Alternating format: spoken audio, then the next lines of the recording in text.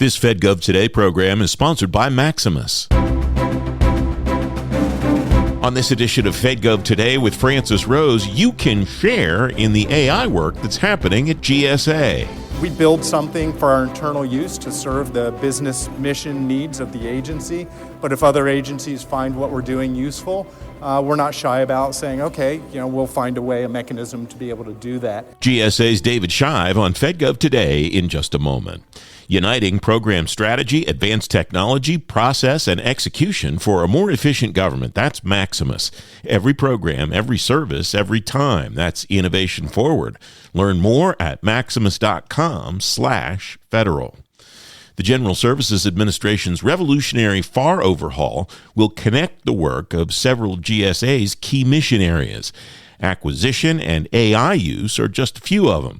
At ACT-IAC's Imagination ELC recently, I hosted a conversation with GSA's Laura Stanton, Deputy Commissioner of the Federal Acquisition Service, David Shive, the GSA Chief Information Officer, and Zach Whitman, the agency's Chief AI Officer and Data Scientist, to learn how all these efforts are coming together. There is a ton going on at GSA in addition to the FAR overhaul, and these folks are going to tell you about a couple of those things. And I want to start with Laura Stanton. Laura, to the point of the FAR overhaul, what do you anticipate the changes that are coming to the FAR? How will they manifest themselves in the way that agencies actually go about buying stuff and the way that FAS goes about doing its job? Well, I think that first of all, I thought that by sitting two away from you, like Zach or Dave would get the first question. No, I knew that's why you were trying to do that. So I know, but I thought I had a chain. chance. It's all about breaking the chain, All Laura. right. First of all, excited to be here, and thanks to ACT-IAC for the opportunity. But to the FAR overhaul, I think you got to hear a bit from Larry and Jeff this morning about the criticality and also the magnitude of it. And so when I think about the IT acquisition side of it and what the impact is, we've seen some big changes to FAR 8 when we're talking about the multiple award schedules. We've seen that there's going to be a new class of contracts that OMB is laying out. I think they're sort of looking at a tier 4 type of contract for those who are familiar with the category management hierarchy. But also from the standpoint of that none of this is going to happen without the cultural change. And the reason that I'm emphasizing that is because you heard Jeff talking about it, you heard Larry talking about it, that contracting officers have been trained for years about particular ways of doing things. And so to truly take advantage of all of these for the IT and for every other category, what's going to have to happen is leadership, projects, templates, all of the training through the Federal Acquisition Institute, DAU, that is necessary in order to truly get them to a point where they have a high level of comfort and where they're confident in the decisions that are being, and how the structure of the new FAR works. So that's the piece I really want to double down on that's going to be critical for us to see the benefits of all of the work that you heard and all of those changes that are coming at us that are already there in terms of deviations for many agencies and that are going to be coming at us through the rulemaking process. What are the resources that you expect to be able to provide, and what do you recommend that agencies provide to their acquisition professionals, the ones that remain, to be able to get inculcated into that culture as quickly as possible? Well, you heard Jeff talking about some of the practitioner handbooks already. Those are incredible resources. But I also want to double down on actually getting to specific buying guides. This isn't a panel on AI, and when we talk about even buying generative AI, there's a lot of questions about what's the right way to do that, and how do agencies sort of walk through the decision trees. And those are the types of resources that we need to be putting together, and that actually we have sort of in draft already, getting ready to put out there, that we've collaborated on with Zach and with David Shive out of GSAi. And so it's putting together those types of very specific guidance for particular key categories of spend is going to be, I think, one of the big steps that'll help people get work through that decision. A couple of things there I want to come back to when we have time. Zach and David, GSAi is not a new thing. The name is maybe new. Maybe attaching that name to the work that you've been doing on artificial intelligence might be new. But either one of you, give me kind of a how we got here thumbnail about the work that you've been doing and the work that you've been sharing with other agencies and the degree to which you've seen good uptake on that in other organizations so they're not replicating the same stuff that you're doing. You want to start with that, Zach? I would defer to Dave to start. Yeah, I'll start. The history matters here a little bit. We started working on GSAi about 20 months ago in response to new disruptive technology coming out, generative AI. In GSAi, we'd been using AI for a decade in multiple parts of the organization, but we recognized that generative AI was a new thing. And in classic GSAi fashion, we started prototyping and piloting a bunch of different technologies. And we learned a few things as we were doing that prototyping and testing. We learned what industry was selling. We learned the quality and value that industry was selling as we piloted many of these technologies. We learned the strengths and weaknesses of those offerings. We also learned that the government was well positioned to drive technology into government, but this particularly disruptive technology, that we needed to create a control environment around that so that it didn't do things that we didn't want it to do. And so to help on both of those avenues, to help learn and figure out what our industry partners were capable of doing, and also to rapidly build that control environment, we built a thing. And that was GSAi. It looks on the surface a little bit like a chatbot, but the real value is what's beneath the covers. It was deep observability that allowed us to see not only how users were interacting with the technology, but how the internal technology components were interacting amongst themselves, whether it's the large language model with the chatbot, with APIs out to the large language models, and we're capturing all of that data. When we would talk with our peer agencies about what we were doing, they were intrigued by that. And in classic GSAi fashion, yet again, we build something for our internal use to serve the business mission needs of the agency. But if other agencies find what we're doing useful, we're not shy about saying, okay, we'll find a way, a mechanism to be able to do that. And that was the springboard of USAi, which is really, the code base is the same as GSAi. It is just a copy for our agency partners to use so that they can do that deep exploration across a broad portfolio of generative AI technologies and large language models, but most importantly, capture the observability, telemetry, data so that they can make informed decisions about how they're going to buy well into this disruptive space in the future. I'll let Zach talk a little bit about some of what we're capturing and why. Yeah, it's been a great journey, and I would argue that the USAi play has turned much more into a code development across multiple agencies. It really isn't a pure GSA play because we're all learning from each other. That's been the beauty of being able to take GSAi and open it up to the other agencies in terms of what do they need it to do, how do they like to look at the data, how do they like to control the organizational usage of these tools. Because ultimately we're plugging in a new utility to business processes that can take a variety of different forms. And whenever you do introduce a new technology to your workflows, you have to start to build in place ways in which you can control that new technology, ways in which you can harness its true value. And there's ways you could go into blind corners and ultimately waste a lot of time and energy. So having this common shared platform has given us this really great opportunity to co-develop these new processes. What are you seeing? How do you see using RAG as actually informing it? What are the API use cases that you're seeing, and versus what kind of adoption are you seeing on chat? We've been for so long we've been reliant on the market to tell us exactly how these things should be used. With a tool like USAi, you can really get practical hands-on data to suggest these are the ways in which we're seeing this adoption curve today. Mm-hmm. And with that, we can, the telemetry that we're gathering in terms of how frequently do people use the thing is an important step, but then also, what are they asking of this tool? What kind of mission functions are they using this tool for?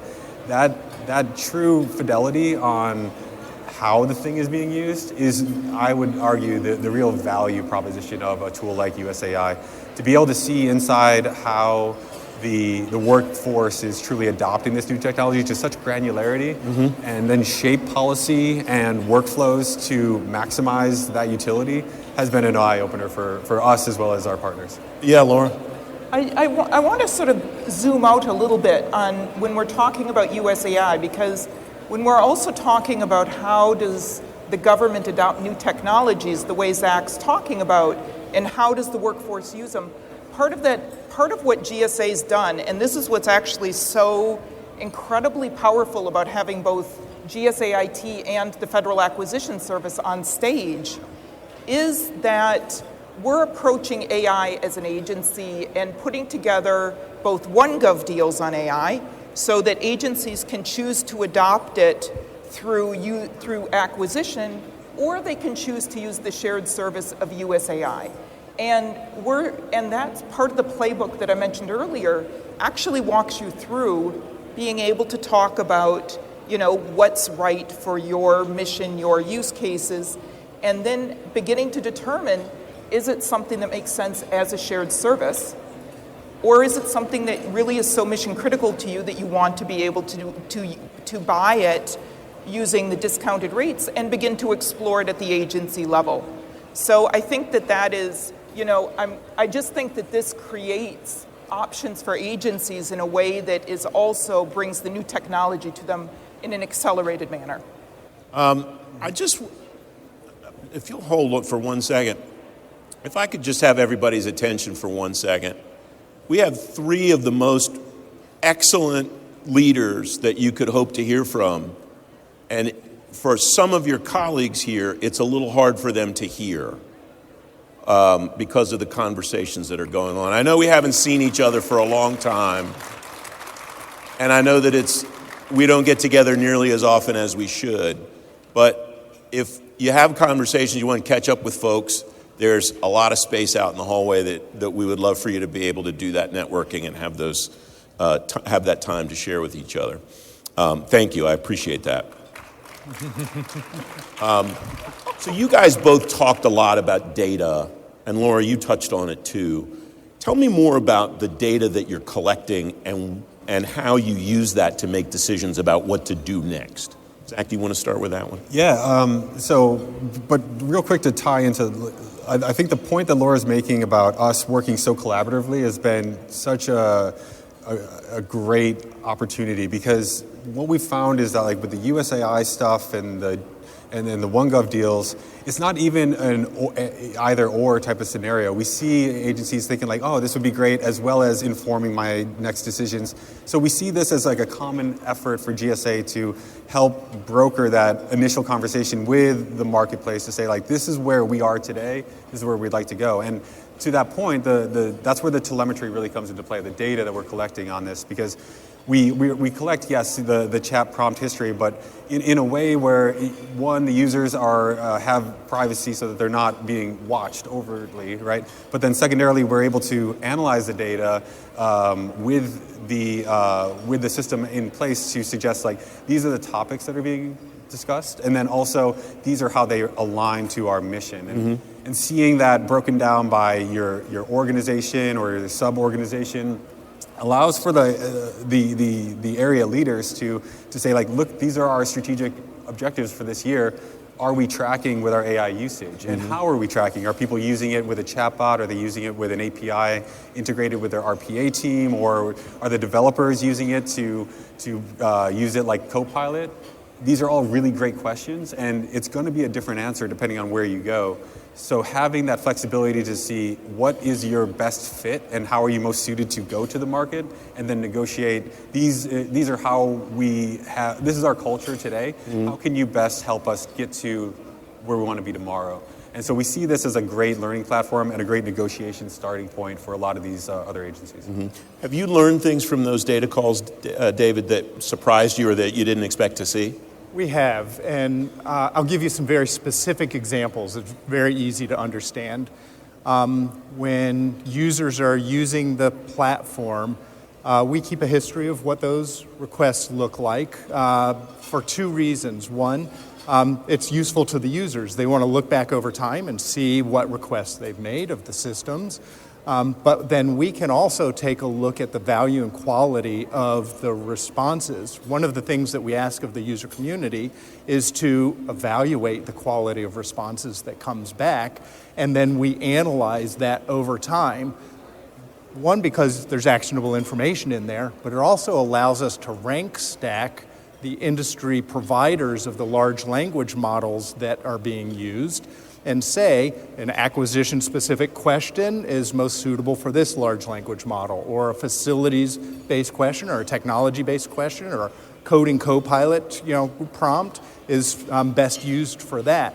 What that's allowing us to do is to reverse engineer back into the tool some intelligence so that we can have prompt-aware prompt engineering, so that a user can start typing in some prompt and we will auto-suggest this model is best. Now, how you define best is different for everybody. Sometimes the value statement is based on cost. Sometimes it's speed. Sometimes it's on how much energy is used to generate the response. Sometimes it's the actual quality of the response.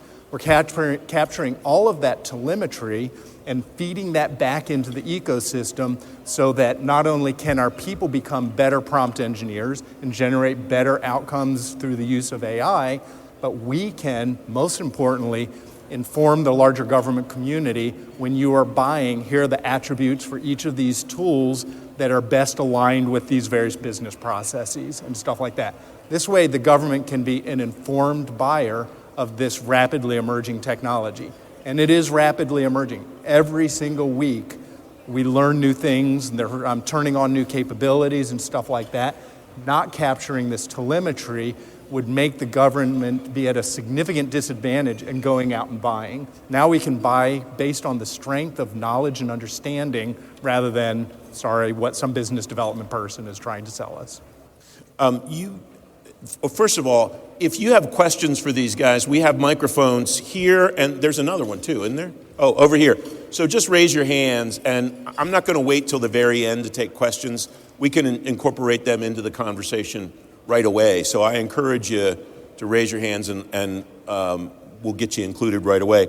But Laura, I wanted to ask you, I wanted to follow up on something you talked about earlier about industry. Is there a role for industry to help to build that culture that you talked about as a result of the FAR overhaul in the learning process, I guess, that Jeff talked about this morning, about how government can learn how to buy and industry can learn how to sell through this overhaul? I think, so I will say absolutely on that. There is, I think first of all, is that in order to sell to the government, there is complexity. We're trying to simplify that complexity, but there is complexity to it. And the more that you understand how your company fits into a particular, what you want to be selling, what types of contracts you're using, the more that you can also help the government understand that too. The comment was, I think Larry sort of said it a little bit tongue-in-cheek, where he was talking about that people may not be aware, government employees may not be aware of all the different contract types, and that is as much work as we do, that is at times the case. So really being an educated seller on the part of industry is really important. The other piece on the industry side is also making sure, I've sat through a few too many sort of industry conversations that are really somebody talking at me for 28 out of 30 minutes. And the reality is that if you listen to what the government's needs are and what problems we're trying to solve, you're going to be much better positioned to be able to help educate us about the value that you bring. And that is truly what we're looking for. We're looking for what value can you bring us and help us understand in a way that we might not on our side. And that has to do with the technology that you're bringing to help us solve our mission.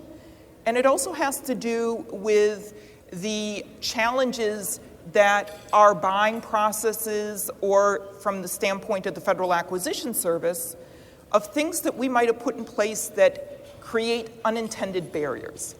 And so helping us understand how we overcome this and explaining it to us is really critical, because as much as we listen, we don't know everything, and we don't know every individual piece of your business, and we have to work on a partnership in order to be able to harness the incredible technologies and value that you can bring to the government.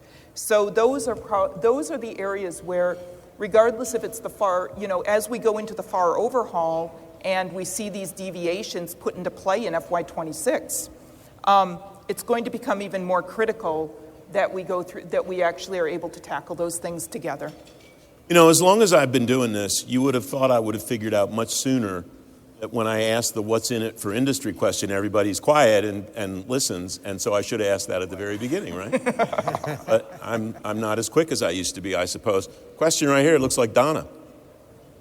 Good to see you. Nice to see you. Good to see you all. And I'd love to ask a question of Zach. Oh, no. Because you mentioned GSAi, USAi, and that sort of brings up one of those established concepts like RBAC, role-based access control, ABAC, attribute-based access control.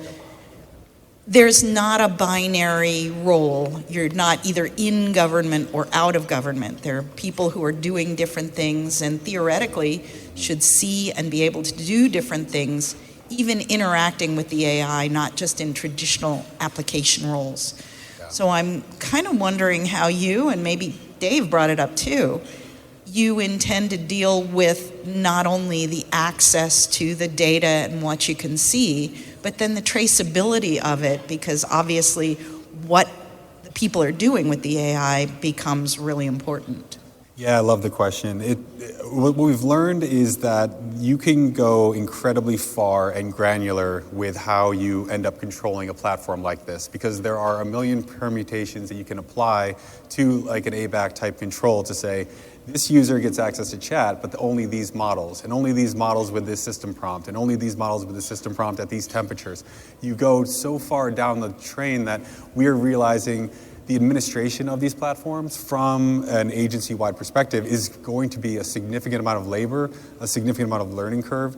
And then secondarily, the point about having like an audit trail is incredibly important. It's foundational to any of these as we do really critical work where we need to consider the contestability of the functions that are going in and out of this system. So labeling the data that are coming out, making sure that we can reproduce the input and output structures that went into a flow.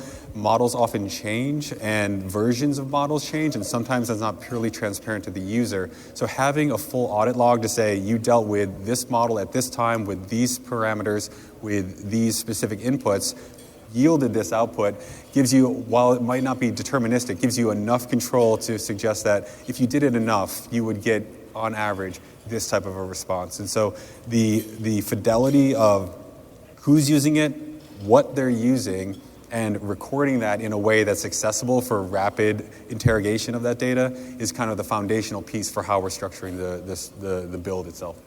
You want to add anything to that, David? I do. So into plain language, everything that Zach just said,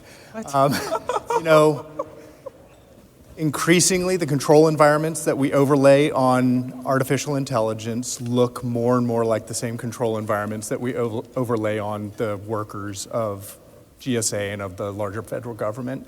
And those interactions increasingly look like and have the same control environments that are in place that you see between two users on a system doing complementary or adjacent bodies of work. And I suspect that's going to continue. All right, excellent question. Thanks, Donna. Right here. I forgot to say before Donna asked her question, give us your name and who you're with, and then if your question's directed at somebody in particular, let us know that, and then go right for it. Okay. It's on. So thank you. First of all, thank you all for being here. It's a great panel, and I'm glad that we can all hear you now. But I'm Robin Gardner with CGI Federal, and it's for all of you. So as we see RFIs and RFPs come out, there is some reference to AI, not always. And being as we are noticing that there's non-traditional ways that you are getting, at least non-traditional to most of the people in the room that are traditional, the systems integrators or have been around for a while, there are non-traditional ways that you're trying to bring in new ideas.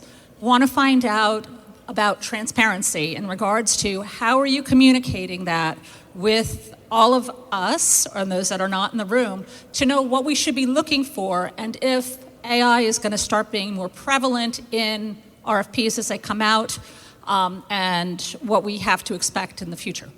Thank you. So Everybody's looking at you, Laura. I'm realizing that, though she did say that it was open to everybody. But thanks, Robin. I think that, one of the things that we're seeing is that AI is becoming just integrated into so much of the technology. I know on the consumer side, more and more, when I just look at apps that I use, when I just look at things, there's always sort of an AI chatbot available to me. So I would say that, first of all, I would want to hear that there is, first of all, good industry communications going on anyway from the acquisition team. That's an obligation that we have, especially whenever we have complex requirements, that we should be explaining what we're looking for, the problem that we're trying to solve, and how we want to get there. But that said, I don't think that the use of AI should be limited to only in the cases where it might be mentioned. I think it needs to, as it becomes sort of integrated into so many applications and so much of our technology, it should just become part of the solution. And I know that we're in this transition period where it's a little, where we're sort of it feels like we're feeling our way through all of that. But the reality is that if AI or any other technology is appropriate to help us solve or meet the program need, meet the requirements, then that ideally I would hope that would be incorporated in any responses that we get. So with that, I will let Dave and Zach sort of chime in on that as well. Well, Zach was very enthusiastically nodding while you were talking, so something resonated with what Laura said to you, Zach. I treat it like a tool in the tool belt. Like there are a million ways in which you can tackle problems. If I see things that are leading with AI, I tend to be like, well, is it like, are you leaning on the tech piece of it a little bit too heavy? Let's think about the delivery, and it could be as simple as like an ETL. I'll stop being so tech. It could be. It doesn't have to be AI. We see it as an option, and we see it as a way to further develop the requirement through, but not necessarily the end all be all. And so, I love it when it's treated as maybe a secondary player to what we're really trying to do, which is that mission outcome. Yep. Anything you want to add, David? Yeah. If the tool in a toolbox, that's great. AI is just a tool in the toolbox. What you all should take away, one of the things you should take away from this conversation is, we're in a very different place now than we were a year ago. The government is getting better at expressing its requirements and its needs out to our industry partners. It doesn't take a genius to figure out a year from now we'll be even better at that. That means we're growing in our ability to express our requirements out. So if we're very prescriptive in our requirements, that's an opportunity for you to be responsive to that, but don't be shy about saying there might be a better way, a non-AI use for this or that. Likewise, if we're not prescriptive at all, but that AI is the best thing for this, as a co-pilot or something like that, don't be shy about putting that in there. As a reviewer of responses, and my team as they review responses, we're looking for best fit for mission. We're not looking for, does this thing have AI or not? How long do you think it will take for that to trickle down to the contractor or to the contract officer level for them to know that it's okay to do what you just said? Because it's one thing for you to say it and for us to all hear it. It's another thing for it actually to happen when it gets to Robin's RFP. Yeah. Right. I would say that gets back to the leadership and the culture and goes exactly back to sort of where we started this conversation. I mean, for those of us who've been doing acquisition and have been doing technology for a while, it's very much of the change management does not go away. And every time we roll out something new, we need to walk through that change management, and that help also means getting our program people and getting our contracting officers comfortable with those responses. And that is partially through conversations, it's through training, it's through giving them the tools, the terms and conditions, all of the things that are in their toolbox so that they can make those the appropriate determinations. All right, cool. I think you're going to be the last one. You're perfectly positioned behind the podium, so I can't see. Hello, Chun Ding with Oslo. Gary, you talked about the reverse engineering and different metrics related to cost, energy, and quality. What would be the acceptable threshold for quality when you suggest LMs to use for different use scenarios? Also, when user report inaccurate AI responses, how do you handle those situations? You want me to start? And then, okay, so how you define quality and response from a large language model is a rapidly evolving space. So anything that I say right now is going to be stale in 2 weeks. So take that for what it's worth.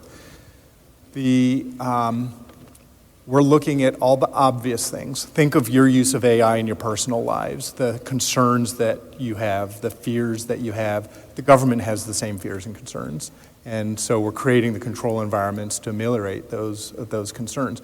But we're looking for things like bias in a large language model response.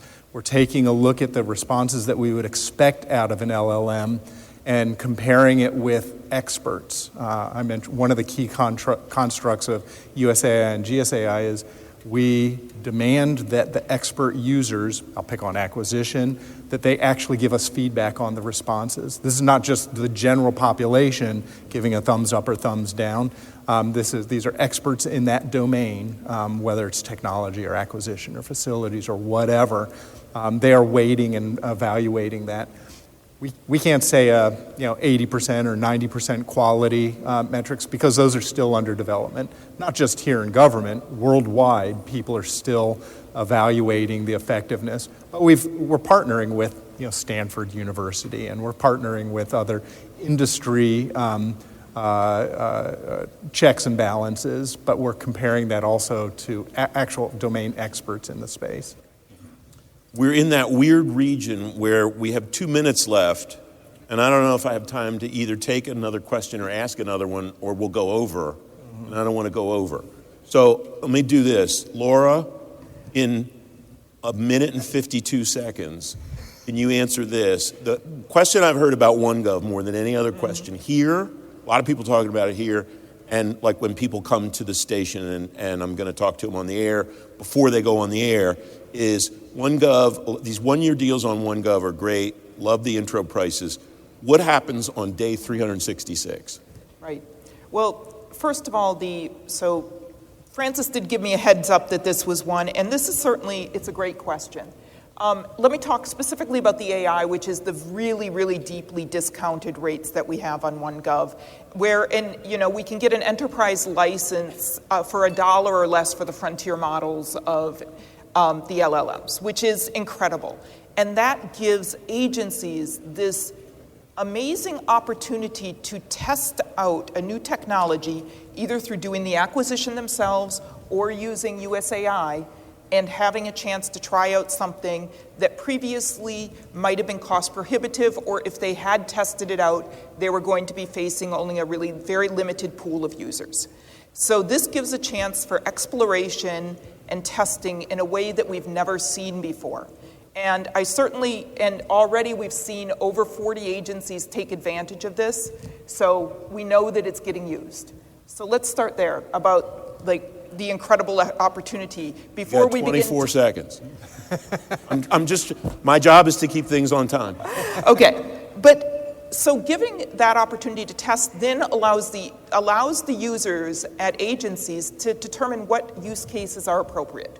And then do they scale up, do they scale down, where do they go in the future, and then how do we actually, also on the OneGov side, how do we continue to discuss and bring a single government face to the market as well. Laura Stanton of GSAi at the ACT-IAC Imagination ELC. You can read more about everything I talked about with Laura, with Zach Whitman, and with David Shive of GSAi on today's show page at fedgovtoday.com. My thanks to ACT-IAC for inviting me to be a part of that conference. The Coast Guard will invest $350 million to remake its autonomous systems fleet. It'll do that through a new office that aligns with the Pentagon's new portfolio management strategy. Anthony Antonioli is the first leader of that office. He's the program executive officer for robotics and autonomous systems at the Coast Guard. He'll tell you about his office and the investments it will make on the new Fed Gov Today TV out now. You can watch it anytime on the Fed Gov Today YouTube channel and at fedgovtoday.com. Software is driving almost everything the Pentagon's doing now. The chief software officer at the Pentagon's on the next Fed Gov Today podcast. You'll meet Rob Vietmeyer on Thursday's show. You can listen to that show and every Fed Gov Today podcast anytime you want on Apple Podcasts, Spotify, or on demand at fedgovtoday.com. I'm Francis Rose. Thanks for listening to the show. I'll talk to you Thursday.